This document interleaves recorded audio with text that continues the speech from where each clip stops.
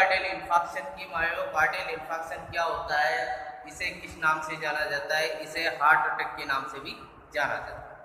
Myocardial infarction को किस नाम से जाना जाता है? इसे हार्ट अटैक के नाम से भी जाना जाता है, जिसमें मेनली क्या होता है कि टिश्यू का नेक्रोसिस हो जाना। क्या होना? टिश्यू का नेक्रोसिस हो जाना।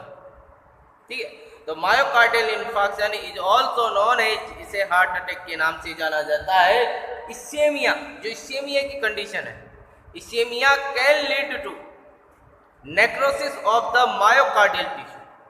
इस्केमिया की कंडीशन क्या कर सकती है, किस कंडीशन को लीड कर सकती है? मायोकार्डियल टिश्यू को क्या कर सकती है? नेक्रोसिस कर सकती है। If the blood supply is not store, यदि ब्लड इज नॉट स्टोर नहीं होता है।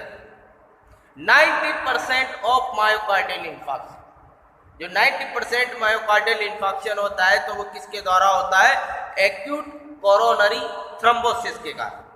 किसके कारण होता है?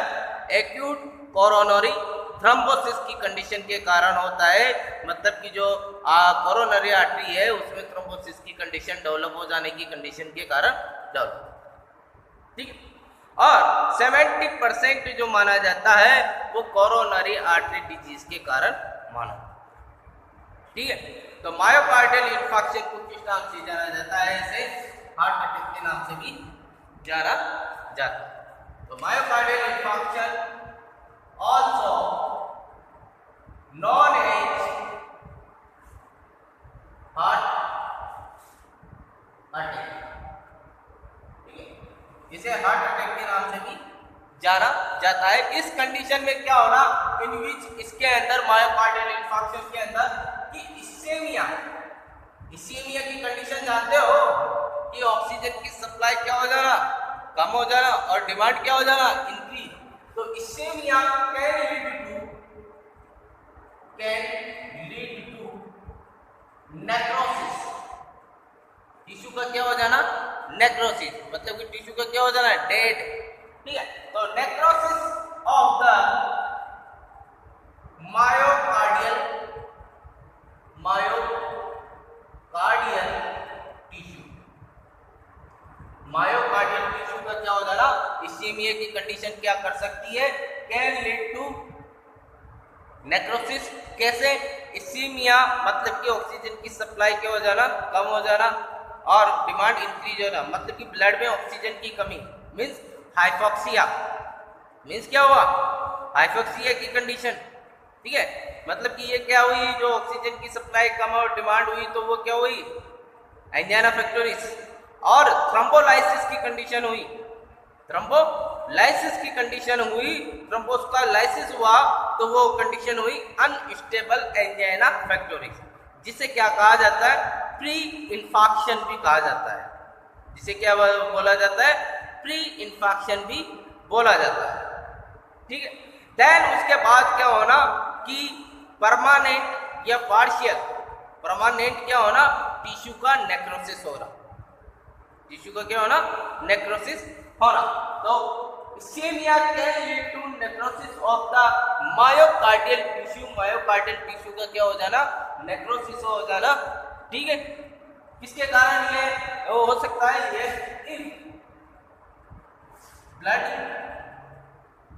If blood is not store, यदि ब्लड क्या नहीं होता है? स्टोर नहीं होता है, मायोकार्डियल टिश्यू को कंप्लीटली रूप से ब्लड नहीं मिल पाता है, तो फिर वो टिश्यू क्या हो जाता है? नेक्रोसिस हो जाता है। इसमें ऑक्सीजन की कमी हो जाती है, ब्लड की भी कमी हो जाती है। ठीक है, देन इसके बाद जो 90% of MI, 90% of myocardial infection are precipitated bye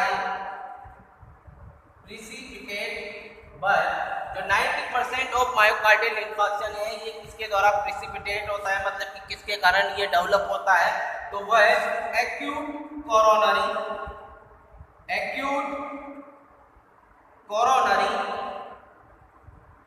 thrombosis, acute coronary thrombosis की कंडीशन के कारण। इसके कारण 90% ऑफ एमआई जो प्रिसिपिटेट होता है किसके कारण, एक्यूट कोरोनरी थ्रोम्बोसिस की कंडीशन के कारण, और acute coronary thrombosis partial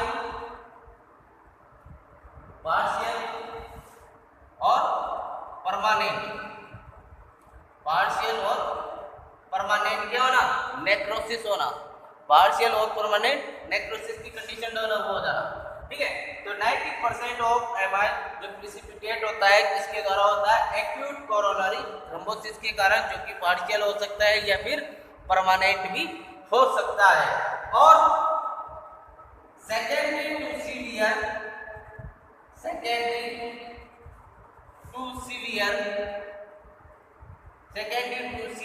of coronary artery disease 70%, coronary artery disease 70%। तो मायोकार्डियल इंफार्क्शन की कंडीशन क्या है, इसे हार्ट अटैक के नाम से भी जाना जाता है। मतलब कि जो मायोकार्डियल टिश्यू होता है उनका क्या हो जाना, नेक्रोसिस। और ये कंडीशन कैसे डेवलप होती है, इस्कीमिया की कंडीशन इसको लीड करती है। जैसे पेशेंट में एथेरोस्क्लेरोसिस, जो कोरोनरी आर्टरी होती है उसमें एथेरोस्क्लेरोसिस का फॉर्मेशन हो जाना।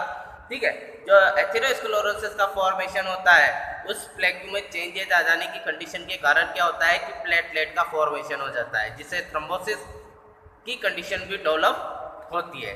ठीक है, थ्रोम्बोसिस की कंडीशन डेवलप हो जाती है। तो कहने का मतलब है कि ischaemia can lead to, ischaemia की कंडीशन किसे लीड कर सकती है, हाइपोक्सिया की कंडीशन हो सकती है। मतलब कि ब्लड में ऑक्सीजन की और क्या हो सकती है, कमी हो सकती है। तो हाइपोक्सिया की कंडीशन हो सकती है जिससे ऑक्सीजन की सप्लाई और डिमांड में इम्बैलेंस हो सकता है, जिसे एंजाइना पेक्टोरिस कहते हैं। और फिर देन थ्रोम्बोलाइसिस की कंडीशन डेवलप होती है, तो उसे अनस्टेबल एंजाइना पेक्टोरिस कहता है, जिसे प्री इन्फेक्शन के नाम से भी जाना जाता है। फिर बाद में क्या होना कि टोटल या परमानेंट टिश्यू का क्या हो जाना, नेक्रोसिस हो जाना। बराबर, ये टिश्यू का क्या हो जाना, नेक्रोसिस हो जाना। तो वो कंडीशन क्या कहलाएगी, myocardial infarction. 90% of myocardial infarction जो प्रिसिपिटेट होता है या कारण होता है, तो किसके द्वारा होता है, एक्यूट कोरोनरी थ्रोम्बोसिस। मतलब कि एक्यूट कोरोनरी सिंड्रोम, लाइक जैसे कि angina pectoris. Acute coronary syndrome कौन सा, एंजाइना पेक्टोरिस। तो उनके कारण हो सकता है, या फिर 70% सेकेंडरी तौर पर कोरोनरी आर्टरी डिजीज। ठीक है, तो यहीं पे बात आती है कि most common cause of myocardial infarction. तो most common cause of myocardial infarction का क्या है, वो एक्यूट कोरोनरी थ्रोम्बोसिस। देन इसके बाद सेकेंड नंबर पे आता है coronary artery disease, means atherosclerosis की कंडीशन, या फिर कोरोनरी आर्टरी में स्पाज्म हो जाना। ठीक है, आर्टेरियल इन्फ्लामेशंस, ठीक है, imbalance between oxygen supply and demand. तो ये कंडीशन लीड होती है। देन इसके बाद आते हैं अपन ये इंट्रो के बाद आते हैं लोकेशन ऑफ एमआई। जो मायोकार्डियल इंफार्क्शन होता है, एक्यूट मायोकार्डियल इंफार्क्शन, तो ये लोकेशन के आधार पर होता है, जैसे कि एंटीरियर वाल एमआई, पोस्टीरियर वाल एमआई और इंफीरियर वाल एमआई। ठीक है, एंटीरियर वाल एमआई या सेप्टल वाल एमआई, एंटीरियर वाल एमआई या सेप्टल वाल एमआई किसे कहते हैं कि ऑब्स्ट्रक्शन हो जाना। इसके अंदर ऑब्स्ट्रक्शन हो जाना लेफ्ट एंटीरियर डिसेंडिंग आर्टरी के अंदर, एंटीरियर वाल एमआई या फिर सेप्टल वाल एमआई। तो एंटीरियर वाल एमआई या सेप्टल वाल एमआई किसे कहते हैं कि ऑब्स्ट्रक्शन हो जाना किसके अंदर, लेफ्ट एंटीरियर डिसेंडिंग आर्टरी। ठीक है, फिर अब बात आती है नेक्स्ट पोस्टीरियर वाल एमआई या लेटरल वाल एमआई, पोस्टीरियर वाल एमआई या फिर लेटरल वाल एमआई। तो इस कंडीशन में क्या होना, किसमें ऑब्स्ट्रक्शन होना, obstruction in the circumflex artery. मैंने पहले कहा था कि एमएसएन पढ़ने के लिए आपको क्या होगा, एनाटॉमी का ज्ञान होना जरूरी है। तो पोस्टीरियर वाल एमआई या फिर लेटरल वाल एमआई किसे कहा जाता है कि ऑब्स्ट्रक्शन होना किसके अंदर, इन द सर्कमफ्लेक्स आर्टरी के अंदर, obstruction in the circumflex artery. फिर लास्ट बात आती है अपनी, मतलब कि जो ये नॉर्मली भाषा में जो एक्यूट मायोकार्डियल इंफार्क्शन होता है, तो वह इंफीरियर वाल एमआई। कौन सा है वो, इंफीरियर वाल एमआई। तो इंफीरियर वाल एमआई जो होता है वो ऑब्स्ट्रक्शन किसके अंदर होता है? राइट कोरोनरी आर्टरी के, राइट कोरोनरी आर्टरी के अंदर। तो मोस्ट कॉमन जो आर्टरी होती है जिसे एमआई की कंडीशन डेवलप होती है तो वह है राइट कोरोनरी आर्टरी। कौन सी है वो? Right coronary artery. तो इसके बाद वही है कि लोकेशन ऑफ मायोकार्डियल इंफार्क्शन।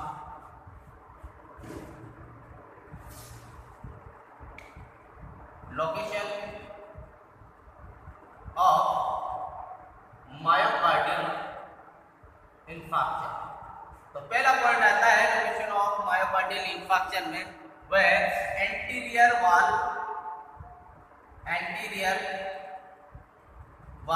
या सेप्टल वाल एमआई। ठीक है, ये किसे कहते हैं कि लेफ्ट एंटीरियर डिसेंडिंग आर्टरी में क्या हो जाना? ऑब्स्ट्रक्शन हो जाना ही क्या कहलाता है? एंटीरियर वाल या सेप्टल वाल एमआई। तो ऑब्स्ट्रक्शन इन द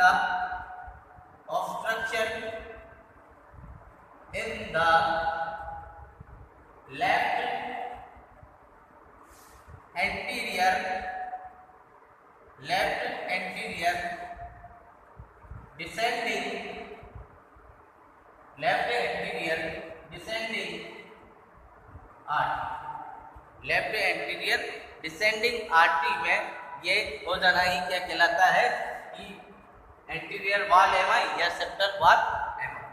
दूसरा पोस्टीरियर वाल या फिर लेटरल वाल एमआई। तो लेटरल वाल एमआई, तो ये कंडीशन कब डेवलप होनी? किसके अंदर ऑब्स्ट्रक्शन होना? सर्कमफ्लेक्स आर्टरी के अंदर। तो ऑब्स्ट्रक्शन इन द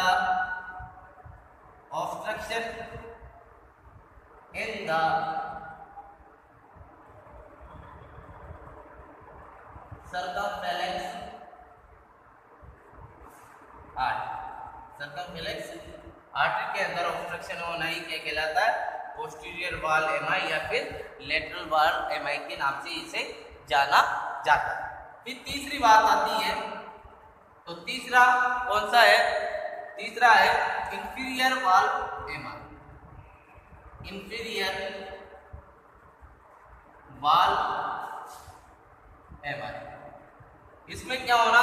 इसके अंदर ऑब्स्ट्रक्शन होना इंफीरियर वाल एमआई में right coronary artery. Obstruction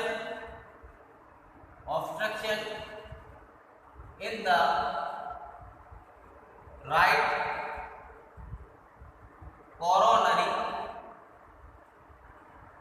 coronary artery. ठीक है, तो ये थी लोकेशन ऑफ एमआई। जो एमआई की कंडीशन डेवलप होती है वो कहाँ पे होती है? एक तो एंटीरियर वाल एमआई या सेप्टल वाल एमआई। ये क्या होती है? तो ये है कि ऑब्स्ट्रक्शन होना किसके अंदर? लेफ्ट एंटीरियर डिसेंडिंग आर्टरी के अंदर। इसे बोलते हैं एंटीरियर वाल एमआई या फिर सेप्टल वाल एमआई। फिर पोस्टीरियर वाल एमआई या फिर लेटरल वाल एमआई, इसे क्या कहा जाता है? मतलब कि ऑब्स्ट्रक्शन होना किसके अंदर? सर्कमफ्लेक्स आर्टरी के अंदर, उसे बोलते हैं पोस्टीरियर वाल या फिर लेटरल वाल एमआई। फिर आते हैं इंफीरियर वाल एमआई। इंफीरियर वाल एमआई मतलब कि ऑब्स्ट्रक्शन होना किसके अंदर? राइट कोरोनरी आर्टरी के अंदर, तो उसे बोलते हैं इंफीरियर वाल एमआई के नाम से। ठीक है, इसके बाद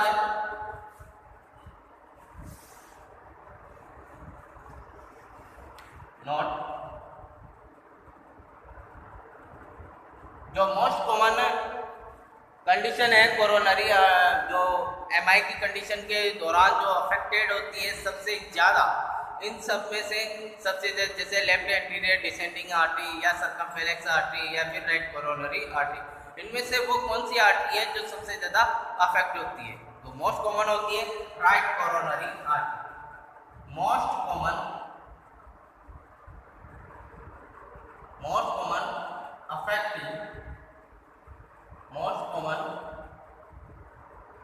affecting right coronary artery, right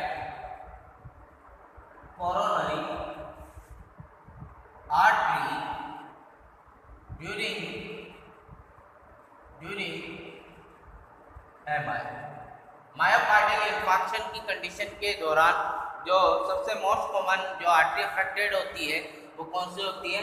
right coronary artery. कौन सी होती है? राइट कोरोनरी आर्टरी सबसे मोस्ट कॉमन अफेक्टेड होती है। अब इसके आगे बात करते हैं ईटियोलॉजी एंड रिस्क फैक्टर्स की। Aetiology and risk factor. तो मायोकार्डियल जो इन्फॉक्शन होता है उसका मोस्ट कॉमन कारण क्या होता है? Aetiology and risk factor. तो मायोकार्डियल इन्फॉक्शन जो होता है जिसका मोस्ट कॉमन कॉज होता है वो क्या होता है? Acute coronary thrombosis. तो मोस्ट कॉमन कॉज होता है मायोकार्डियल इन्फॉक्शन का एक्यूट कोरोनरी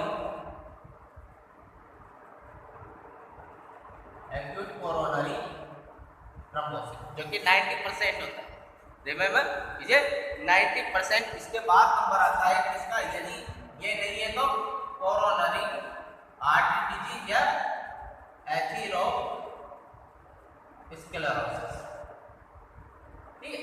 तो most common cause of myocardial infarction, most common cause क्या होता है मायोकार्डियल इन्फॉक्शन का? जो 90 से मतलब कि 70 से 90% होता है तो वो होता है एक्यूट कोरोनरी थ्रोम्बोसिस या फिर कोरोनरी आर्टरी डिजीज या फिर एथेरोस्क्लेरोसिस की कंडीशन के कारण। ठीक है, एक्यूट कोरोनरी सिंड्रोम। एक पॉइंट था कि ये मोस्ट कॉमन मैनिफेस्टेशन होता है किसका? एक्यूट कोरोनरी सिंड्रोम का। जो मायोकार्डियल इन्फॉक्शन है ये मोस्ट कॉमन मैनिफेस्टेशन होता है किसका? एक्यूट कोरोनरी सिंड्रोम्स का। लाइक जैसे कि अनस्टेबल एंजाइना फेक्टोरिस होता है, तो अनस्टेबल एंजाइना फेक्टोरिस को किस नाम से जाना जाता है? प्री इन्फॉक्शन के नाम से। तो उसका मोस्ट कॉमन कॉम्प्लिकेशन कौन सा है? Myocardial infarction. ठीक है, मायोकार्डियल इन्फॉक्शन। तो most common manifestation of MI का जो मतलब कि ये मोस्ट कॉमन मैनिफेस्टेशन होता है किसका? एक्यूट कोरोनरी सिंड्रोम्स का, मतलब कि एंजाइना फेक्टोरिस का। बात करते हैं मोस्ट कॉमन कॉज। तो इसका मोस्ट कॉमन कॉज होता है एक्यूट कोरोनरी थ्रोम्बोसिस या फिर कोरोनरी आर्टरी डिजीज या एथेरोस्क्लेरोसिस। ठीक है, इसके अलावा और कौन कौन से मोस्ट कॉमन होते हैं जो स्टेप बाय स्टेप है? स्टेप बाय स्टेप, जैसे कि कोरोनरी स्पाज्म, कोरोनरी आर्टरी में क्या हो जाना? स्पाज्म हो जाना। ठीक है, कोरोनरी आर्टरी में क्या हो जाना? स्पाज्म हो जाना। इसके अलावा एम्बोलिज्म, इसके अलावा आर्टेरियल इन्फ्लामेशन,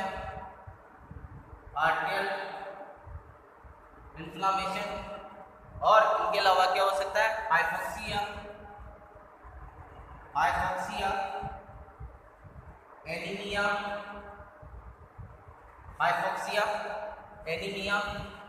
सीवियर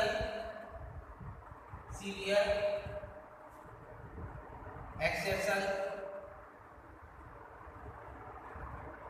और स्ट्रॉन्ग स्ट्रेस, ज्यादा तनाव लेना, strong stress on the heart. ठीक है, strong stress on the heart, ये मोस्ट कॉमन कॉज होता है किसका? मायोकार्डियल इन्फॉक्शन का। ठीक है, ये most common cause of myocardial infarction. ये मायोकार्डियल इन्फॉक्शन का क्या होता है? मोस्ट कॉमन कॉज माने जाते हैं। ठीक है, लेस कॉमन कॉज क्या हो सकता है? मतलब कि बहुत ही कम या फिर रेयर, तो वो हो सकता है लेस कॉमन कॉज।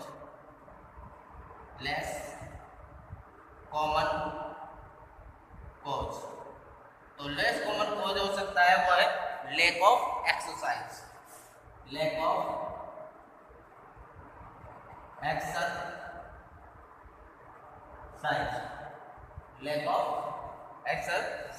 ठीक है, lack of exercise is the less common cause of myocardial infarction. और मोस्ट कॉमन का नाम है acute coronary thrombosis, coronary artery disease, coronary spasm, embolism, arterial inflammation, hypoxia, anaemia या सीवियर एक्सेशन या फिर strong stress होना इसके हार्ट। ठीक है, लेस कॉमन कॉज होता है लैक ऑफ एक्सरसाइज। कौन सा? Lack of exercise. अब बात आती है, ये तो हो गई ईटियोलॉजी। ईटियोलॉजी के बाद आती है रिस्क फैक्टर, जो modifiable risk factor and non modifiable risk factors. ठीक है, तो नेक्स्ट है रिस्क फैक्टर्स में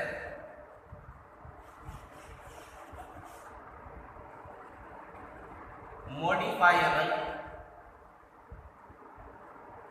रिस्क फैक्टर।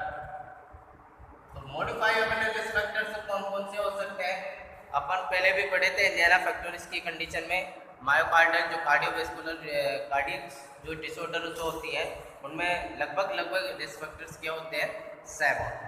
ठीक है, जैसे मॉडिफाइबल रिस्क फैक्टर्स यहाँ पे कौन कौन से थे? एक तो था कोरोनरी आर्टरी डिजीज, ठीक है, एथेरोस्क्लेरोसिस या फिर थ्रोम्बोसिस, ये मोस्ट कॉमन में आ जाते हैं। सबसे मोस्ट कॉमन रिस्क फैक्टर्स होते हैं ये जो मायोकार्डियल इंफार्क्शन की कंडीशन होती है उनमें ये मोस्ट कॉमन माने जाते हैं। 10 नंबर आता है हाइपरटेंशन। हाइपरटेंशन इसका मोस्ट नेक्स्ट रिस्क फैक्टर्स होता है। इसके बाद high cholesterol level, high cholesterol level, hyperlipidaemia मतलब कि लिपिड का लेवल ज़्यादा हो जाना, हाइपरलिपिडेमिया, ठीक है, हाइपरलिपिडेमिया की कंडीशन होना। इधर के नाम से ओबेसिटी, डायबिटीज मेलाइटस, ठीक है, obesity, diabetes mellitus, cigarette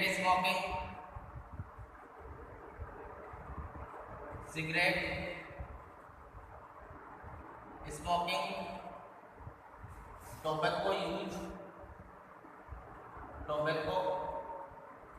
use, ठीक है, एक्सेसिव ड्रिंकिंग, अल्कोहल ज़्यादा रहेगा, एक्सेसिव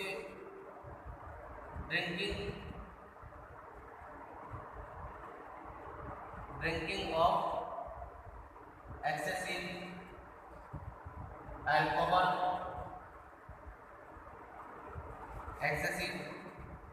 अल्कोहल ज़्यादा यूज में लेना। इसके अलावा कोकीन का क्या करना? यूज करना, कोकीन, ड्रग्स वगैरह लेना। तो कोकीन और स्ट्रेस या फिर स्ट्रॉन्ग इमोशनल, ठीक है, और देन आर्टेरियल फिब्रिलेशन, ये risk factor of myocardial infarction. ये मायोकार्डियल इंफार्क्शन के मॉडिफाइबल रिस्क फैक्टर एग्जाम में पूछे जाते हैं। ये modifiable risk factor and non modifiable risk factors of myocardial infarction. तो मॉडिफाइबल रिस्क फैक्टर्स ये होते हैं और नॉन मॉडिफाइबल रिस्क फैक्टर्स हैं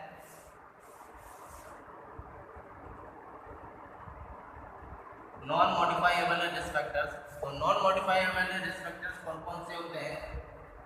वो नॉन मॉडिफाइबल रिस्क फैक्टर्स है जैसे एज, जेंडर, फैमिली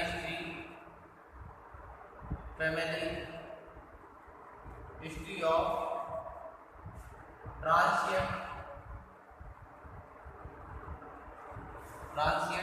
या family history of previous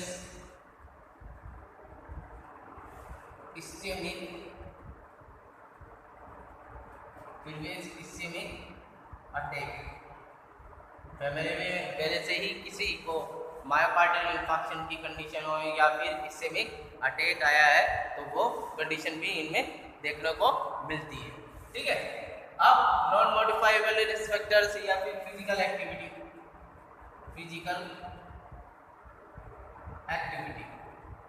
clinical manifestation of the myocardial infarction में जो इनिशियल साइन होता है, अर्ली साइन जो सबसे पहले डेवलप होता है, ठीक है, तो इनिशियल साइन क्या होता है मायोकार्डियल इंफार्क्शन का? Central chest pain. क्या होना?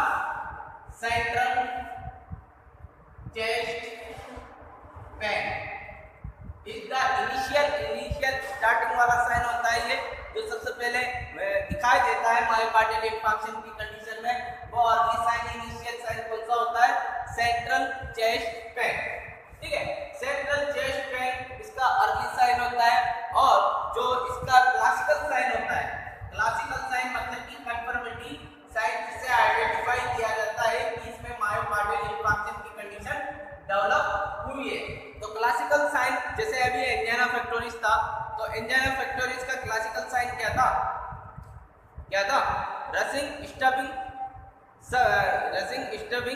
चेस्ट पेन, जो कि radiated to left shoulder, arm, neck. ठीक है, जो कि रेट्रोस्टेर्नल एरिया मतलब कि बिहाइंड द ब्रेस्ट बोन। कहाँ पे होता है ये chest pain? Behind the breast bone के पीछे। ठीक है, रेट्रोस्टेर्नल एरिया।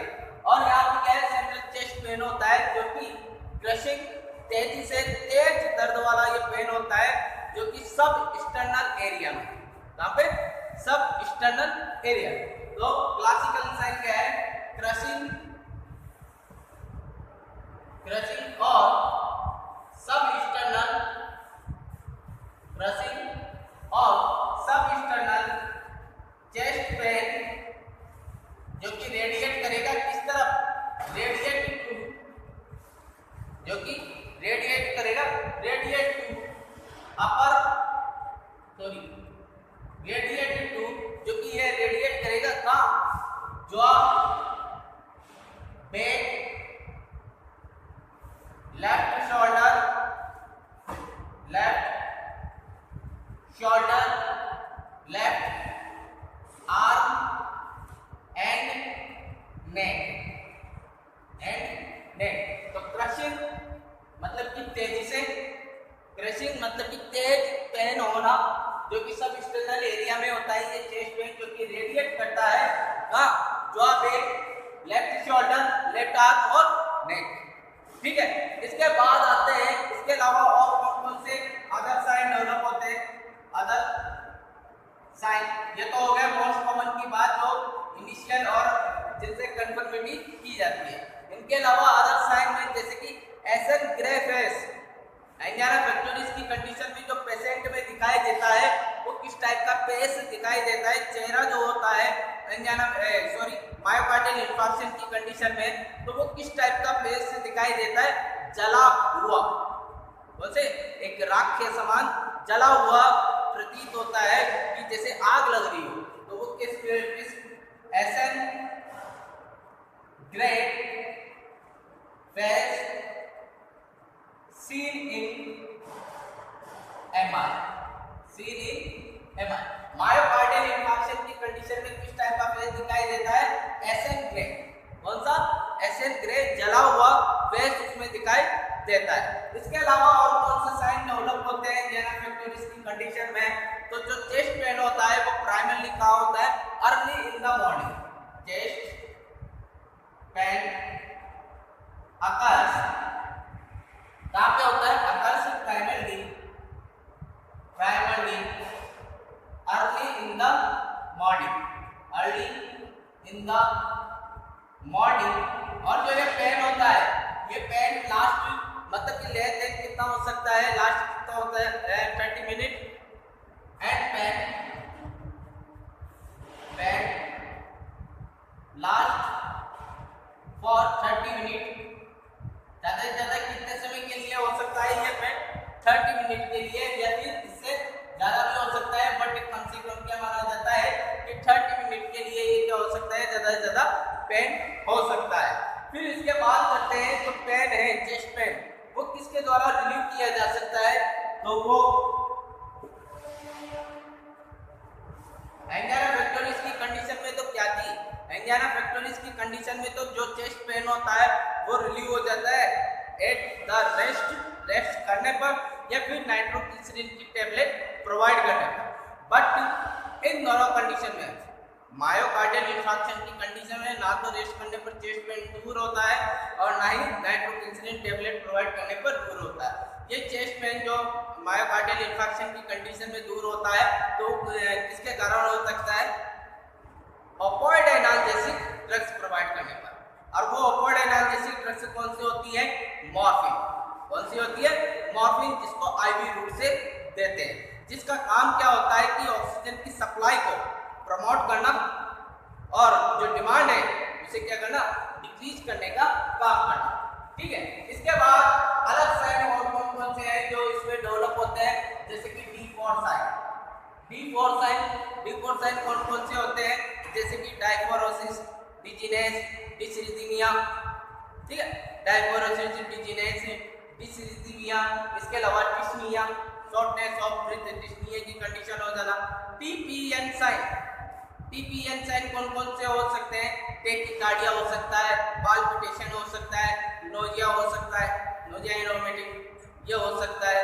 और इनके अलावा और कौन से साइन डेवलप हो सकते हैं? जैसे कि एंजाइटी हो सकती है, हाइपरटेंशन हो सकता है, या फिर बेहोश भी आदमी हो सकता है। ठीक है, बेहोश भी क्या हो सकता है? आदमी हो सकता है। ठीक है, इसके बाद करते हैं अपन नेक्स्ट बात, साइन के बाद आते हैं अपन इसकी पैथोफिजियोलॉजी के बारे में। इसके बारे में इसकी पैथोफिजियोलॉजी के बारे में आते हैं कि इसकी मैकेनिज्म क्या है, किस प्रकार से ये कंडीशन डेवलप होती है। तो pathophysiology of MI, myocardial infarction की पैथोफिजियोलॉजी। तो मायोकार्डियल इंफार्क्शन की condition due to aetiological factor. Aetiological factors के आधार पर लाइक जैसे कि कौन से aetiological factor? Coronary artery disease, arterial spasm, coronary artery में स्पाज्म हो जाना, या फिर एथेरोस्क्लेरोसिस की कंडीशन किसी भी टाइप से। ठीक है, तो इटियोलॉजिकल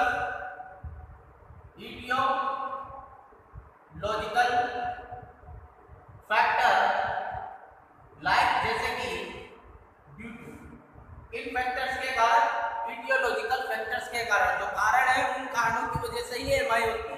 तो due to aetiological factor like जैसे कि coronary artery disease, coronary arterial spasm, या फिर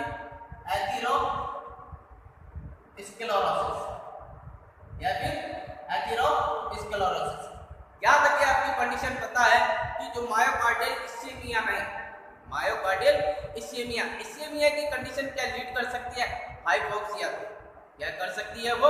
हाइपोक्सिया की कंडीशन को लीड कर सकती है, जिससे क्या होती है कि ऑक्सीजन की सप्लाई क्या हो जाती है? कम हो जाती है, और डिमांड क्या हो जाती है? इंक्रीज। तो उस कंडीशन को बोलते हैं एंजाइना पेक्टोरिस। ठीक है, देन उस कंडीशन के बाद क्या होना? हाइपोक्सिया की कंडीशन के बाद क्या होना? थ्रोम्बोलाइसिस होना। क्या होना? थ्रोम्बोलाइसिस होना। तो उस कंडीशन को बोलते हैं अनस्टेबल एंजाइना पेक्टोरिस। और देन परमानेंट थ्रोम्बोसिस हो जाता है, formation of the thrombosis, permanent thrombus का फॉर्मेशन हो जाता है, तो उसको बोलते हैं नेक्रोसिस। टिश्यू का क्या हो जाना?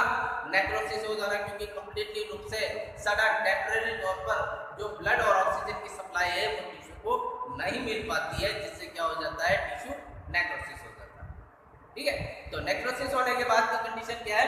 Myocardial infarction. ठीक है, तो ड्यू टू इटियोलॉजिकल फैक्टर्स के आधार पर क्या होता है?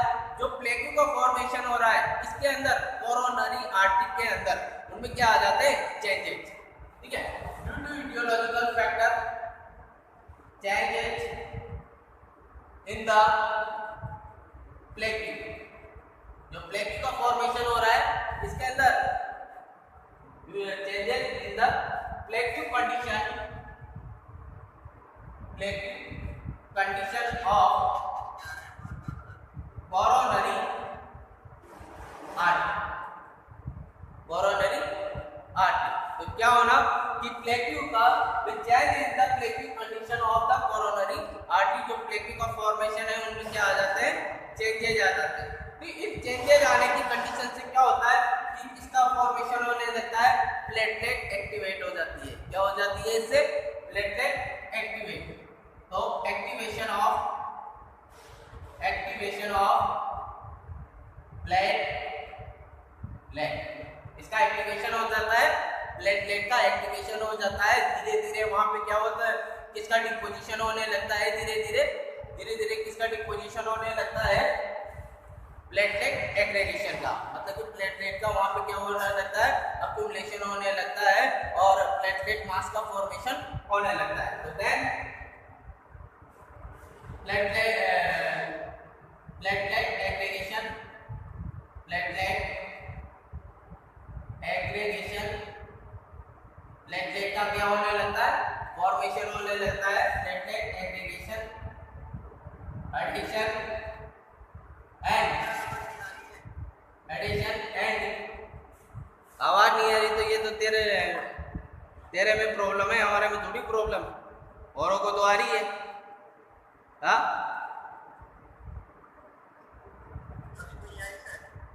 तेरे में आ रही है तो तेरे में दिक्कत है, तो औरों को तो आ रही है। तो हाँ, तेरे में सही कर उसको, औरों को तो आ रही है फिर।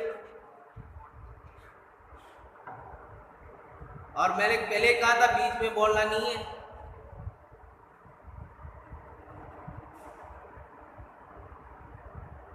पहले मना कर रखा है कि बोलना नहीं है बिल्कुल भी। क्लास को डिस्टर्ब ना होने दें, ठीक है। तो यहाँ पे बात कर रही थी कि क्या हो जाता है कि प्लेटलेट का एक्टिवेशन हो जाता है, देन उसके बाद क्या होने लगता है, जो कोरोनरी आर्टरी है उसके अंदर प्लेटलेट का एग्रीगेशन होने लगता है, मतलब कि प्लेटलेट का फॉर्मेशन होने लगता है, वहां पे जमा होने लगती है। तो प्लेटलेट एग्रीगेशन, एडिशन चिपक जाती है या फिर बिल्डअप ऑफ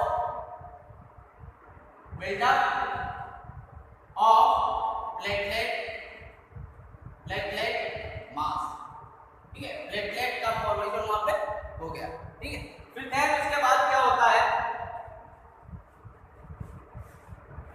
जब प्लेटलेट का एग्रीगेशन हो जाता है या फिर बिल्डअप हो जाता है प्लेटलेट मास का, देन वो रिलीज करते हैं किसको, थ्रोम्बोसिस को। ये कौन सी कंडीशन को, देन फॉर्मेशन किसके, then next point formation of thrombosis, formation of thrombosis and release, और थ्रोम्बोसिस का फॉर्मेशन हो जाता है और किसे रिलीज करते हैं, एंड रिलीज और किसे रिलीज करते हैं, थ्रोम्बोप्लास्ट एंड रिलीज थ्रोम्बोप्लास्ट किसे रिलीज करते हैं, थ्रोम्बोप्लास्टिक की कंडीशन यहाँ पे रिलीज हो जाती है, ठीक है। थ्रोम्बोप्लास्टिक, तो बिकॉज क्यों, बिकॉज प्लेटलेट क्या करती है, इस कंडीशन के दौरान प्लेटलेट इसको रिलीज करती है, प्लेटलेट रिलीज थ्रोम्बोक्सिन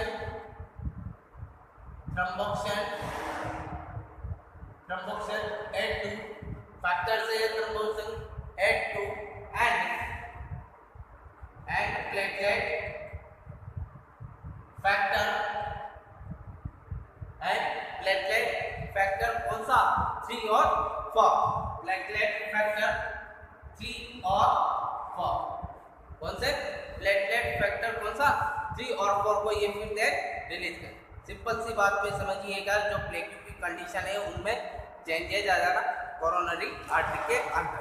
फिर देन कंडीशन के बाद क्या होती है कि जो प्लेटलेट के फॉर्मेशन में चेंजेज आ गए हैं, उन कंडीशन के कारण क्या होता है कि धीरे धीरे किसका एक्टिवेशन होने लगता है, प्लेटलेट का एक्टिवेशन होने के बाद वहाँ पे फॉर्मेशन डेवलप स्टार्ट हो जाता है, वहाँ पे धीरे धीरे क्या होता है, प्लेटलेट का फॉर्मेशन होने लगता है और थ्रोम्बोसिस की कंडीशन डेवलप हो जाती है, ठीक है। बिकॉज थ्रोम्बोप्लास्ट प्लेटलेट रिलीज करता है किसके, थ्रोम्बोक्सिन, जब उसका एग्रीगेशन से होता है, और प्लेटलेट फैक्टर कौन सा, 3-4 या फिर 3 और 4। देन उसके बाद क्या होता है कि वेसल्स में क्या हो जाते हैं, स्पाज हो जाते हैं या फिर कोगुलेशन की कंडीशन डेवलप हो जाती है। तो then coagulation end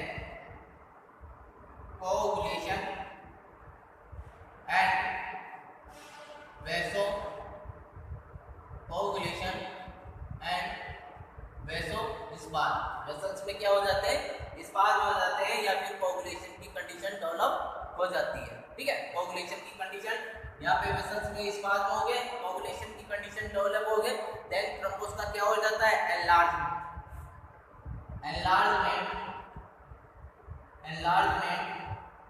of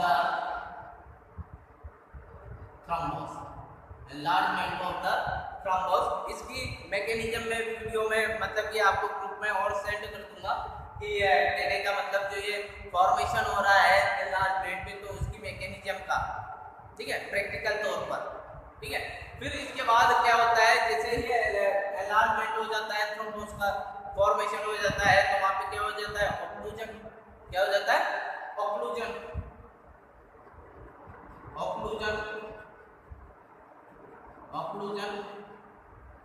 of the coronary artery का ऑक्लूजन हो जाता है।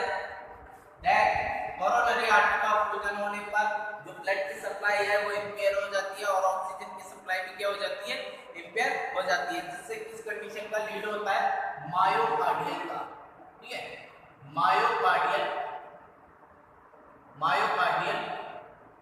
इस्चेमिया, ठीक है, मायोकार्डियल इस्चेमिया की कंडीशन लीड हो गई, बिकॉज क्योंकि ना तो मायोकार्डियल टिश्यू को ब्लड की सप्लाई हो पा रही है और ना ही ऑक्सीजन की सप्लाई पा रही है, जिससे क्या हो जाता है कि ऑक्सीजन की सप्लाई डिक्रीज और उसकी डिमांड क्या हो जाती है, इंक्रीज हो जाती है, जिससे मायोकार्डियल इस्चेमिया की कंडीशन डेवलप हो जाती है।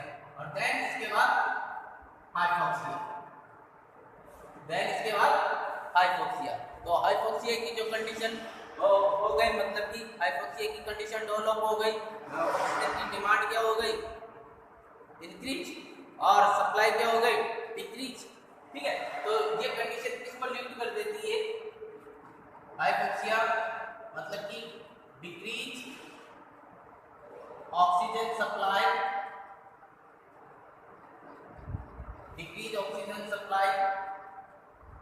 and increase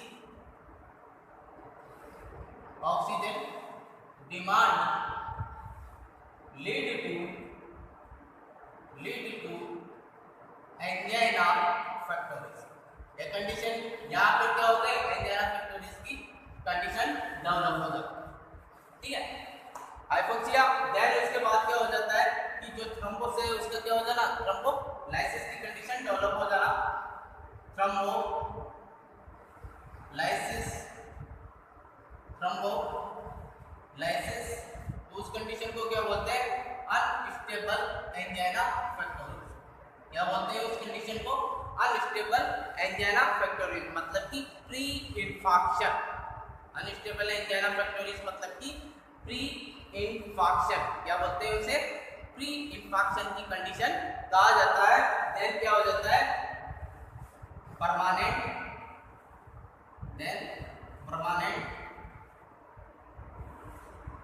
thrombosis.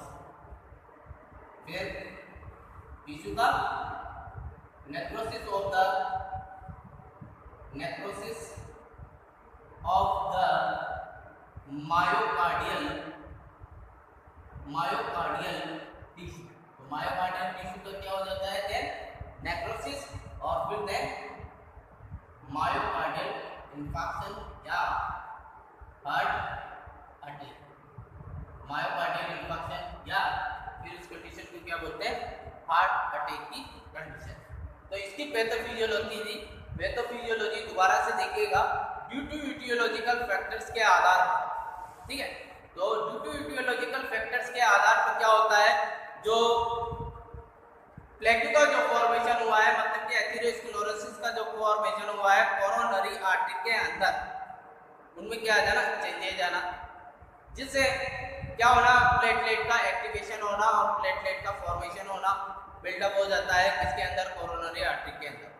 देन वो रिलीज करता है क्या, थ्रोम्बोप्लास्टिन या thromboxane, platelet factor 3FO release करता है। देन उसके बाद क्या होता है, धीरे धीरे कोगुलेशन की कंडीशन डेवलप होती है और वेसल्स में स्पाज्म हो जाता है, वेसल्स में क्या हो जाता है, और स्पाज्म होने लगता है। फिर देन वेसल्स में जो है स्पाज्म होने लगते हैं, उसके बाद क्या हो जाता है कि एनलार्जमेंट हो जाता है किसका, थ्रोम्बोसिस। क्या हो जाता है, एनलार्जमेंट हो जाता है, वेन में जो आर्टरी है उसमें ब्लड वेसल, तो उनमें क्या हो जाता है, एनलार्जमेंट हो जाता है, जिससे क्या होता है, ब्लड की और ऑक्सीजन की सप्लाई आगे नहीं जा पाती है, जिससे मतलब कि ऑब्स्ट्रक्शन हो जाना, नैरोइंग या obstruction of the coronary artery, narrowing या obstruction of the coronary artery. Then वो कंडीशन डेवलप हो गई क्या, मायोकार्डियल इस्कीमिया। मायोकार्डियल इस्कीमिया मतलब कि हाइपोक्सिया, हाइपोक्सिया मतलब कि decrease the oxygen supply and increase the oxygen demand, जो कि कंडीशन होती है एंजाइना पेक्टोरिस। और उस कंडीशन के बाद में क्या होना, थ्रोम्बोलाइसिस की मतलब कि अनस्टेबल एंजाइना पेक्टोरिस, जिसे प्री इंफार्क्शन के नाम से भी जाना जाता है, मतलब कि पार्शियल क्या होना, नेक्रोसिस होना। और देन उसके बाद थ्रोम्बोलाइसिस के बाद में क्या होना कि परमानेंट थ्रोम्बोसिस की कंडीशन वहां पे कोरोनरी आर्टरी में डेवलप हो जाना, और वो टिश्यू को क्या कर देता है, नेक्रोसिस। ठीक है, तो necrosis of the myocardial tissue, that condition is lead to myocardial infarction, means heart attack. इसे क्या बोलते हैं, हार्ट अटैक कहा जाता है। ठीक है, पैथोफिजियोलॉजी के बाद अपन आते हैं इसकी डायग्नोसिस के बारे में, इसके बारे में आते हैं डायग्नोसिस के बारे में।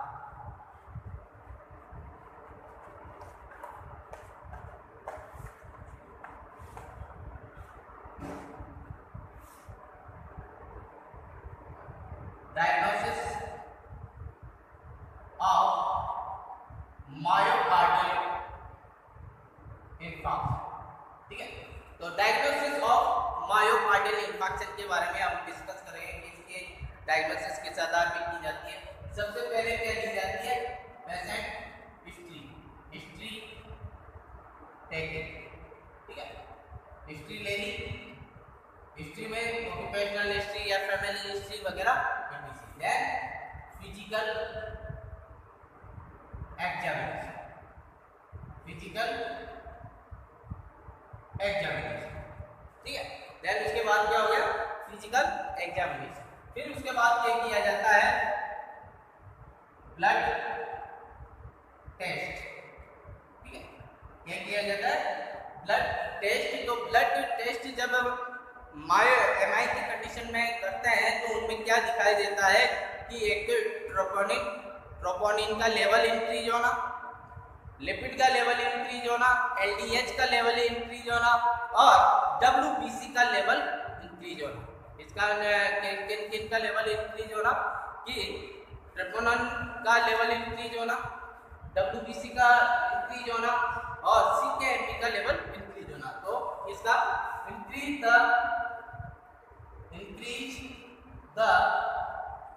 लेवल ऑफ ट्रोपोनिन, ट्रोपोनिन का लेवल इंक्रीज होना। ट्रोपोनिन भी इसके बारे में भी पढ़ेंगे, ट्रोपोनिन क्या है, क्योंकि ये मोस्ट कॉमन डायग्नोसिस फैक्टर है जिसके द्वारा आइडेंटिफाई किया जाता है किसे, एमआई की कंडीशन। इसके अलावा सीकेएमबी मतलब कि क्रिएटिनिन काइनेज मायोकार्डियल, ये एक प्रकार का क्या होता है, आइसो एंजाइम होता है। क्या होता है, ये आइसो एंजाइम मतलब कि कार्डियक एंजाइम। ठीक है, सीकेएमबी का लेवल इंक्रीज हो जाना। ठीक है, सीकेएमबी के अलावा और किन किन का लेवल इंक्रीज होना, एलडीएच, लो डेंसिटी। ठीक है, तो एलडीएच का लेवल इंक्रीज हो जाना, लिपिड का लेवल इंक्रीज हो जाना, लिपिड का लेवल इंक्रीज भी दिखाई देना, लिपिड का लेवल, कोलेस्ट्रॉल का लेवल इंक्रीज दिखाई देना। ठीक है, कोलेस्ट्रॉल के अलावा डब्ल्यूबीसी का भी लेवल क्या होना कि इंक्रीज दिखाई देना। Cardiac marker. ठीक है, तो कार्डियक मार्कर कौन कौन से होते हैं, एक होता है ट्रोपोनिन, एक होता है सीकेएमबी, और एक होता है मायोग्लोबिन। ठीक है, जो मोस्ट कॉमन होता है कार्डियक मार्कर वो होता है ट्रोपोनिन। ठीक है, मोस्ट कॉमन कार्डियक मार्कर कौन सा होता है, ट्रोपोनिन। ट्रोपोनिन के बाद नंबर आता है सीकेएमबी का, सीकेएमबी के बाद नंबर आता है मायोग्लोबिन का। तो पहली बात करते हैं अपन, नीचे से लेते हैं मायोग्लोबिन। मायोग्लोबिन क्या होता है, एक ऑक्सीजन बाइंडिंग प्रोटीन होता है। क्या होता है ये मायोग्लोबिन, एक प्रकार का ऑक्सीजन बाइंडिंग प्रोटीन होता है जो कि किसमें पाया जाता है, कार्डियक और स्केलेटल मसल्स में। किसमें पाया जाता है ये ऑक्सीजन बाइंडिंग प्रोटीन, कार्डियक और स्केलेटल मसल्स में पाया जाता है, जिसमें मायोकार्डियल इंफार्क्शन की कंडीशन में, इसमें मायोकार्डियल इंफार्क्शन की कंडीशन में मायोग्लोबिन का लेवल जो राइज होता है वो विद इन कितने समय में होता है, 1 से 3 आवर के बीच, 1 से 3 आवर के बीच में ये इनका लेवल राइज होता है। और इसका पीक एक्शन कितने समय में होता है, पीक एक्शन इसका तो वो होता है, पीक एक्शन कितना होता है, पीक एक्शन तो पीक एक्शन होता है 4 से 6 आवर, कितना 4 से 6 आवर। और वापस ये रिटर्न टू नॉर्मल हो विद इन कितने समय में हो जाता है, वापस से रिटर्न टू नॉर्मल तो 12 आवर्स में, कितने में हो जाता है वापस return to normal within 10 hours. Myoglobin is not specific for cardiac enzyme, ये स्पेसिफिक नहीं होता है फॉर इसके लिए कार्डियक एंजाइम, ठीक है। तो myoglobin is not specific for cardiac enzyme, ये कार्डियक एंजाइम के लिए क्या नहीं होता है, स्पेसिफिक नहीं होता है, ठीक है। इसके बाद बात आती है इसकी, तो इसके बाद बात आती है CKMB, इसके बाद बात आती है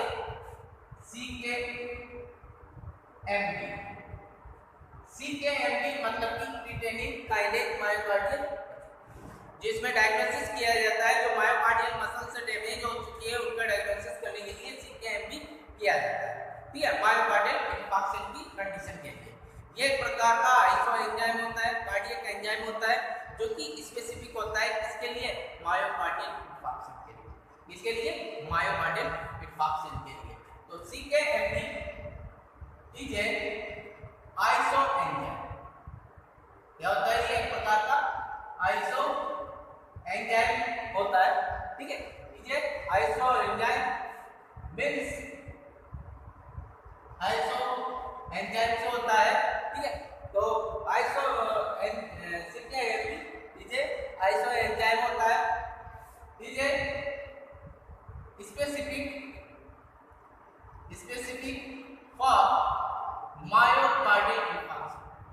ये जो CKMB कार्डियक एंजाइम है, आइसो एंजाइम मतलब कार्डियक एंजाइम, तो जो ये कार्डियक एंजाइम है ये किसके लिए स्पेसिफिक होता है, मायोकार्डियल इंफार्क्शन को डायग्नोस करने में, इसके मोस्ट कॉमन होता है ये। तो मोस्ट कॉमन ये किसके लिए होता है, मायोकार्डियल इंफार्क्शन को, हार्ट अटैक को डायग्नोस करने के लिए ये मोस्ट कॉमन स्पेसिफिक होता है, ठीक है। फिर इसके बाद आते हैं इसका जो लेवल राइज होता है, CKMB level rise with in कितने समय में इसका लेवल राइज हो जाता है, तो विद इन वो होता है 4 से 6 आवर, कितने 4 से 6 आवर्स में, सॉरी 4 से 3 से 8 आवर्स, 3 से 8 आवर्स कितने में, 3 से, तो CKMB का जो लेवल राइज होता है विद इन वो कितने समय में होता है, 3 से 8 आवर्स में होता है। और इसका जो पीक एक्शन होता है, पीक एक्शन, तो पीक एक्शन जो इसका पीक एक्शन होता है वो कितना होता है, पीक एक्शन, तो पीक एक्शन होता है 12 से 24 आवर्स, कितना 12 से 24 आवर्स, जो इसका पीक एक्शन होता है 12 से 24 आवर्स होता है। एंड रिटर्न टू नॉर्मल, और कितने समय बाद ये वापस नॉर्मल कंडीशन में आ जाता है, and return to normal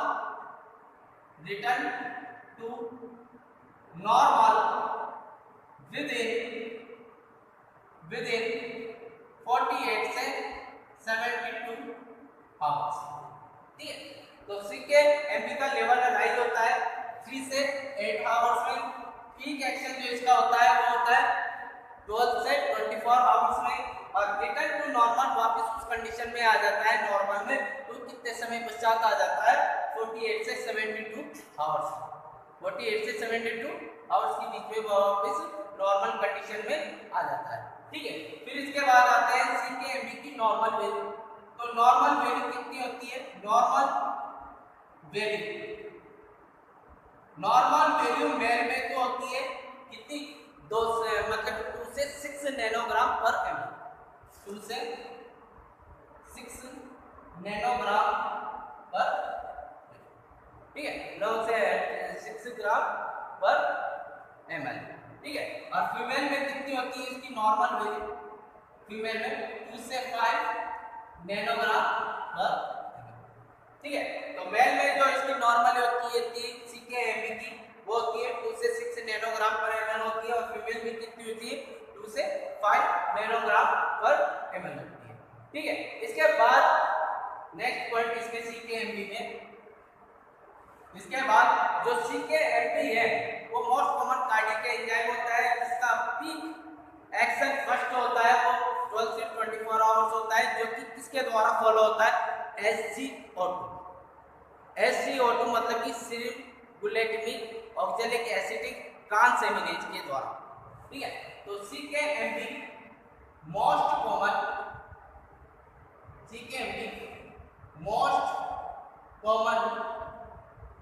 cardiac enzyme, most common क्या होता है ये कार्डियक एंजाइम होता है।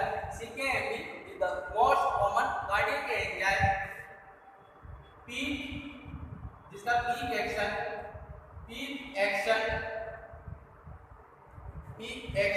in 12 से 24 आवर्स फॉलो बाय, किसके द्वारा ये फॉलो होता है, फॉलो बाय SgO2, इसके द्वारा ये फॉलो होता है SgO2, किसके द्वारा फॉलो होता है SgO2। ये SgO2 क्या है, इसका मतलब होता है सीरम बुलेटमिक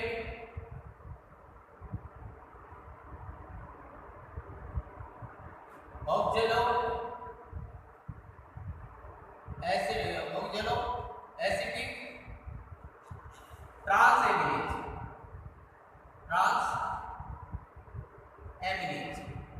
ऑक्जेलो ट्रांसएमिनेज होता है, ठीक है। ऑक्जेलो ट्रांसएमिनेज जो कि कहाँ पाया जाता है, फाउंड इन हार्ट और लिवर, जो कि हार्ट और लिवर में ये पाया जाता है। एंड इसका पीक एक्शन कितना होता है, पीक एक्शन 24 से 36 आवर्स, ठीक है। 24 से 36 आवर्स इसका पीक एक्शन होता है। वही बात करें LDH की, तो LDH का पीक एक्शन होता है, पीक एक्शन इसका कितना होता है, तो होता है 3 से 4 डेज, कितना 3 से 4 डेज। तो CKMB क्या होता है, CKMB के बारे में, CKMB एक प्रकार का क्या होता है, आइसो एंजाइम होता है। क्या होता है, एक प्रकार का आइसो एंजाइम होता है, मींस कार्डियक एंजाइम होता है, जो कि स्पेसिफिक होता है फॉर द किसका डायग्नोस करने में, मायोकार्डियल इंफार्क्शन का डायग्नोस करने पर ये स्पेसिफिक होता है, उनके लिए स्पेसिफिक होता है। जो CKMB का लेवल अराइज होता है मायोकार्डियल इंफार्क्शन की कंडीशन में, वो विद इन कितने समय में होता है, वो होता है लेवल अराइज कितना 3 से 8 आवर्स के बीच में, ठीक है। 3 से 8 आवर्स के बीच में, जिसका पीक एक्शन होता है 12 से 24 आवर्स, और वापस रिटर्न टू नॉर्मल कंडीशन में कितने समय पश्चात आ जाता है, 48 से 72 आवर्स के बीच में। इसकी नॉर्मल वैल्यू मेल में कितनी होती है, मेल में इसकी नॉर्मल वैल्यू होती है 2 से 6 नैनोग्राम पर ml की होती है, और फीमेल में जो होती है 2 से 5-6 नैनोग्राम पर ml की होती है। फिर CKMB most common cardiac enzyme होता है, जिसका जो पीक एक्शन है 12 से 24 आवर्स, ये किसके द्वारा फॉलो होता है, SgO2 के द्वारा। SgO2 मतलब कि सीरम बुलेटिक ऑक्जेलो एसिटिक ट्रांसएमिनेज के द्वारा, जो ये कहाँ पाया जाता है, हार्ट में और लिवर में पाया जाता है, जिनका पीक एक्शन होता है SgO2 का, वो होता है 24 से 36 आवर्स का होता है, और LDH का जो होता है वो 3 से कितना होता है, 3 से 4 डेज का होता है। अब बात आती है मोस्ट कॉमन, मोस्ट कॉमन की, जो जिनके द्वारा कंफर्मेटी किया जाता है, इसको मायोकार्डियल इंफार्क्शन को, वो डायग्नोस्टिक साइन बोल लो, या फिर उसे कंफर्मेटी डायग्नोसिस बोल लो। तो कंफर्मेटी डायग्नोसिस ऑफ मायोकार्डियल इंफार्क्शन का है ट्रोपोनिन। यदि ट्रोपोनिन नहीं है तो ट्रोपोनिन के बाद नंबर किसका आता है, CKMB का। CKMB के बाद नंबर आता है किसका, मायोग्लोबिन। तो मोस्ट कॉमन जो है वो कौन है, ट्रोपोनिन। ट्रोपोनिन में क्या है,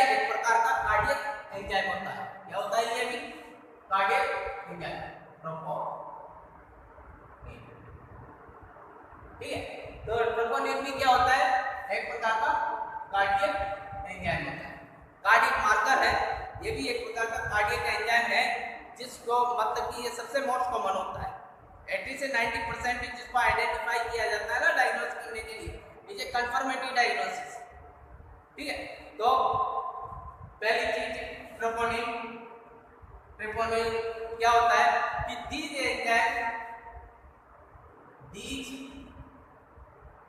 enzyme have increased, these enzyme have increased specificity for myocardial infarction। जो एंजाइम होता है ट्रोपोनिन, ये एंजाइम जो कार्डियक एंजाइम है, ये भी क्या है, ट्रोपोनिन एक प्रकार का कार्डियक एंजाइम है, जो कि किसकी स्पेसिफिक को बढ़ा देता है, मायोकार्डियल इंफार्क्शन, मतलब कि कार्डियक एंजाइम की स्पेसिफिक को क्या कर देता है, ये बढ़ा देता है डायग्नोस करने के लिए। इसे डायग्नोस मायोकार्डियल इंफार्क्शन को डायग्नोस करने के लिए, इसे मायोकार्डियल इंफार्क्शन को डायग्नोस करने के लिए बढ़ा देता है। ठीक है। फिर इसके बाद जो ट्रोपोनिन कंटेंट 3 प्रोटीन, क्या होता है ट्रोपोनिन में 3 प्रोटीन कंपोज होता है, ट्रोपोनिन टी, ट्रोपोनिन आई और ट्रोपोनिन सी। ठीक है। 3 प्रोटीन लाइक जैसे कि ट्रोपोनिन टी, ट्रोपोनिन आई और ट्रोपोनिन सी। ठीक है। ये 3 होते हैं, पहला, दूसरा और ये तीसरा। जो ट्रोपोनिन एंजाइम, ये जो एंजाइम होता है ट्रोपोनिन आई, इसमें होता है troponin I is the most common. तो this enzyme has increase the specificity for the myocardial infarction, मतलब कि जो कार्डियक एंजाइम होता है उसकी स्पेसिफिक को और बढ़ा देता है उनको डायग्नोस करने के लिए। ठीक है।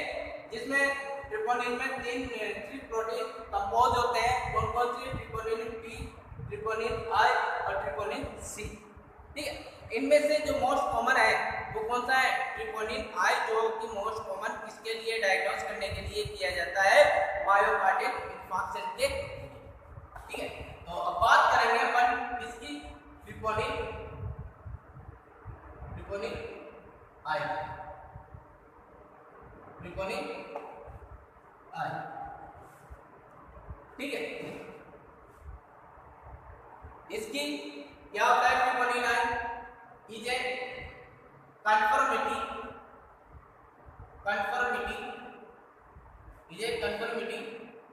Diagnosis of myocardial infarction. Troponin आई के माध्यम से क्या होता है कि मायोकार्डियल इंफार्क्शन को कंफर्म डायग्नोस किया जाता है। ठीक है। फिर इज ए हाई एफिनिटी, मतलब कि इसकी जो इसके कार्डियक एंजाइम क्या होती है, हाई स्पेसिफिक होता है, तो इसलिए हाई एफिनिटी होती है फॉर द किसके लिए, एमआई के लिए, फॉर एमआई की कंडीशन के लिए। ठीक है। तो इजे हाई एफिनिटी फॉर एमआई की कंडीशन के लिए होती है। ठीक है। देन इसका जो मेन फैक्टर से है कि एलिवेटेड ट्रोपोनिन आई और T with in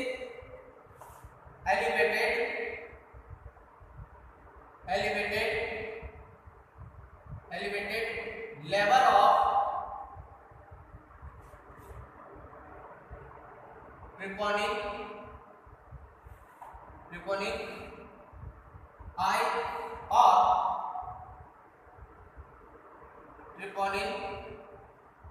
troponin T। ठीक है। तो एलिवेटेड लेवल ऑफ ट्रोपोनिन, जो मायोकार्डियल इंफार्क्शन है, उन इंफार्क्शन की कंडीशन में जो लेवल इंक्रीज होता है ट्रोपोनिन आई का और टी का, जो कार्डियक एंजाइम है, तो इनका लेवल कितने समय में हो जाता है, सबसे पहले इनका ही लेवल होता है। जो फर्स्ट कार्डियक एंजाइम है ना, जिसका लेवल इंक्रीज हो जाता है, पूछा जाता है एग्जाम में कि वो पहला कौन सा कार्डियक एंजाइम है जिसका लेवल राइज हो जाता है इसमें मायोकार्डियल इंफार्क्शन की कंडीशन में, तो वो कौन सा है? ट्रिपोनिन आई और ट्रिपोनिन टी, जिनका सबसे पहला लेवल राइज हो जाता है वो विदिन कितने समय में?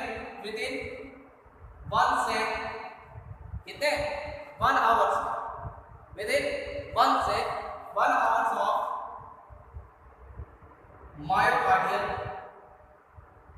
1 hours of myocardial damage, 1 hours of myocardial damage. ठीक है, तो ये confirmatory diagnosis of myocardial infarction के लिए यूज किया जाता है। ये हाई एफिनिटी होती है इसके लिए, मायोकार्डियल इंफार्क्शन के लिए एलिवेटेड लेवल, सबसे पहले इसका लेवल इंक्रीज हो जाता है मायोकार्डियल डैमेज, मतलब कि जो मसल से डैमेज हो चुकी है उसे डायग्नोस करने के लिए।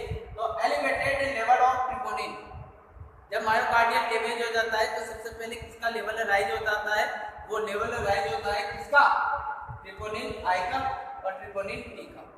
विदिन कितने समय में? 1 आवर्स में, सबसे पहले इन्हीं का होता है 1 आवर्स में। ठीक है, मायोकार्डियल डैमेज। फिर इसके बाद आती है नेक्स्ट पॉइंट अपना कि जो नॉर्मली जो लेवल राइज होता है, तो rise within level rise within level rise within 3 से 8 आवर्स। इसका पीक एक्शन होता है, पीक एक्शन। तो इसका जो peak action level rise within hours and peak action, sorry इसका पीक एक्शन है परसिस्ट लेवल राइज विदिन 3 से 8 आवर्स एंड परसिस्ट, और कितने समय तक रह सकता है? persist last for 7 to 10 days, 7 से 10 डेज तक इसका लेवल इंक्रीज रह सकता है। persist last for 7 से 10 डेज तक इसका लेवल क्या हो सकता है? इंक्रीज हो सकता है। ठीक है, इसकी नॉर्मल वैल्यू नॉर्मल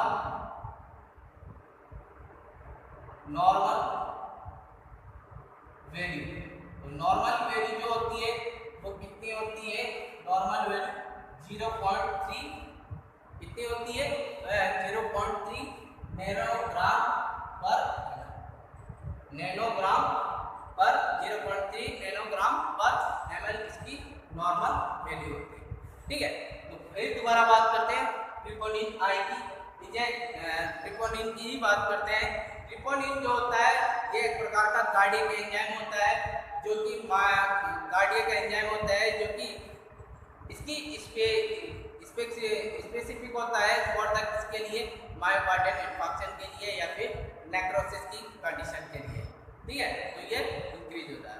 फिर इसमें 3 प्रोटीन कंपोज होते हैं, वो कौन कौन से? ट्रिपोनिन आई, टी और सी। ट्रिपोनिन आई की बात है तो troponin I is a confirmatory diagnosis of myocardial infarction या मोस्ट कॉमन कार्डियक एंजाइम। ये क्या होता है? ये मोस्ट कॉमन कार्डियक एंजाइम होता है कौन? ट्रिपोनिन आई। ठीक है, इज ए हाई एफिनिटी होती है, इसकी हाई एफिनिटी होती है किसके लिए? मायोकार्डियल इंफार्क्शन के लिए। इसके लिए होती है हाई एफिनिटी, मायोकार्डियल इंफार्क्शन के लिए होती है, जिसका लेवल राइज हो जाता है एलिवेटेड लेवल ऑफ ट्रिपोनिन आई और टी का विदिन कितने समय में? 1 आवर्स ऑफ मायोकार्डियल डैमेज। जैसे ही मायोकार्डियल डैमेज हो जाती है तो 1 आवर के बाद में तुरंत ट्रिपोनिन आई का और ट्रिपोनिन टी का लेवल इंक्रीज हो जाता है। ठीक है, तो लेवल राइज विदिन 3 से 8 hours and persist last for 7 to 10 days रह सकती है, और नॉर्मल वैल्यू इसके लिए कितनी होती है? 0.3 नैनोग्राम पर ml की होती है। ठीक है, ये तो हो गया ट्रिपोनिन, मतलब कि कार्डियक मार्कर जिसके द्वारा डायग्नोस किया जाता है मायोग्लोबिन, CKMP और ट्रिपोनिन के माध्यम से। इसके बाद डायग्नोसिस में बात आती है किस चीज की? डायग्नोसिस में बात आती है इलेक्ट्रोकार्डियोग्राम। ठीक है। इलेक्ट्रोकार्डियोग्राम मतलब कि ईसीजी, इलेक्ट्रोकार्डियोग्राम मतलब कि क्या, ईसीजी, इसकी ईसीजी। तो अब बात करते हैं ईसीजी। इसी में जो मायोकार्डियल इंफार्क्शन है, मायोकार्डियल इंफार्क्शन में जो ईसीजी में सबसे पहला साइन जो मायोकार्डियल इंफार्क्शन का दिखाई देता है वो दिखाई देता है जो टी वे है, वो टाल टी वे, चोटी की तरह, ठीक है। तो first sign of myocardial infarction in ECG, ठीक है। तो फर्स्ट साइन जो मायोकार्डियल इंफार्क्शन का फर्स्ट साइन होता है ईसीजी के अंदर, जब अपन उसकी इलेक्ट्रोकार्डियोग्राफी करते हैं तो सबसे पहला साइन कौन सा दिखाई देता है, वो दिखाई देता है, कौन सा दिखाई देता है, टाल टी वे। कौन सा साइन दिखाई देता है, टाल टी वे, मतलब कि कौन सा होगा, चोटी की तरह, इसे चोटी की तरह, एक तंबू की तरह, टाल टी वे मतलब कि एक तंबू की तरह, ठीक है। फर्स्ट साइन ऑफ एमआई जो ईसीजी में दिखाई देता है वो है टाल टी वे, ठीक है। जो टी वे है किस तरह से दिखाई देना, एक चोटी की तरह, एक तंबू की तरह वो दिखाई देना, टाल टी वे। इसके बाद आते हैं ईसीजी में और कौन सा, ST segment elevation, ST segment elevation. ECG में जब अपन ईसीजी करते हैं तो उसमें दिखाई देता है जो एसटी सेगमेंट है वो क्या है, एलिवेट होना, ठीक है।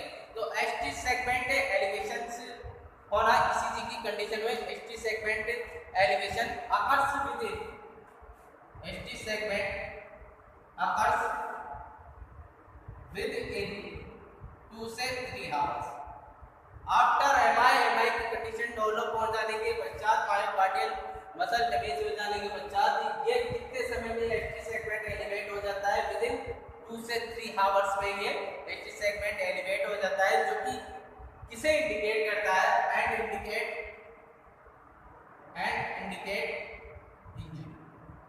इंजरी।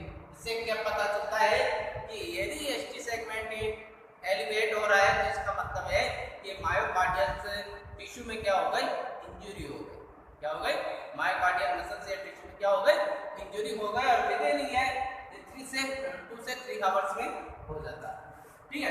देन इसके बाद एसटी सेगमेंट एलिवेशन के बाद आती है टी वे, टाल टी वे इन्वर्जन, ठीक है, टाल वे टी वे इन्वर्जन, ठीक है। तो टाल टी वे इन्वर्जन मतलब कि ये विद इन कितने समय में हो जाता है, विद इन 8 से 12 आवर्स, कितने समय में हो जाता है, विद इन कितने समय में, 8 से 12 आवर्स में, जो कि इंडिकेट करती है, एंड इंडिकेट किस चीज को इंडिकेट करती है, ये इंडिकेट द इस्चेमिया की कंडीशन को, इसे इस्चेमिया को indicate the ischaemia, indicate the ischaemia की कंडीशन को क्या करती है, ये इंडिकेट करती है, ठीक है। फिर है क्यू वे, क्या, पहले टी वे का मतलब कि टाल टी वे या टी वे इन्वर्जन, जो कि कंडीशन इंडिकेट करती है किससे, इस्चेमिया की कंडीशन। अब आते हैं एबनॉर्मल क्यू,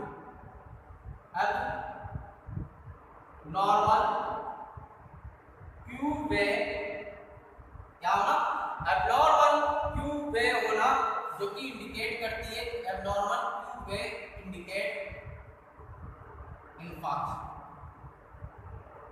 या फिर necrosis, necrosis of the tissue, necrosis of the